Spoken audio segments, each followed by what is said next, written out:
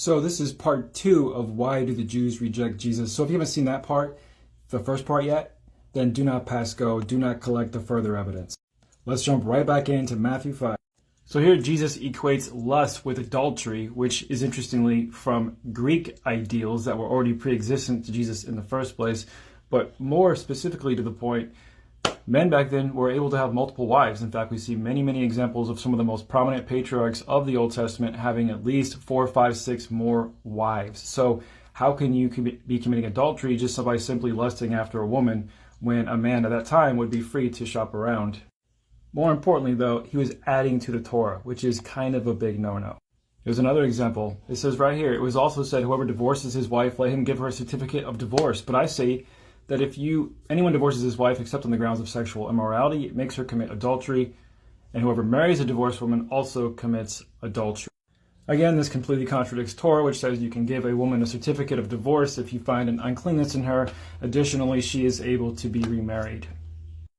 So do you see how this is starting to add up? I'm going to give you one more example from Matthew 5. Jesus is quoting the Torah here when he says, oh, you heard it was said, an eye for an eye, for a tooth for a tooth. That's taken directly from the Torah. But I say to you something different. Do not resist the one who is evil, but if anyone slaps you on the right cheek, turn to him the other also. And if anyone would sue you and take your tunic, let him have your cloak as well. And if anyone forces you to go 1 mile, go with him 2 miles. Give to the one who begs from you, and do not refuse to the one who would borrow from you. Let me go ahead and just mention the whole love your enemies section right here, right next to this as well. You'll see why. You see, the Torah was not just a list of rules to keep you from being sinful. The Torah was a list of rules to create a society of fairness, a legal system, a society of justice and healthy living at least to their understanding at that time. The Bible actually tells us to seek justice and pursue righteousness and tells us to do right by other people. The Torah actually is there to protect us, just like our laws are today. So when someone steals from you and hurts you and attacks you and assaults you, the Torah has the laws necessary to sort of provide a retaliation or a judgment upon people who are bad to each other. That's just like it is today.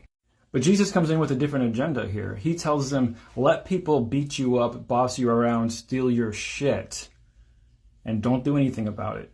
Don't seek justice. Let's let them do it.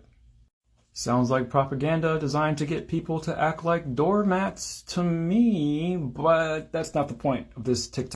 So why do the Jews reject Jesus? Well, because the very idea of Jesus and the sin sacrifice completely violates the theology of the Torah, and Jesus himself taught against Torah principles.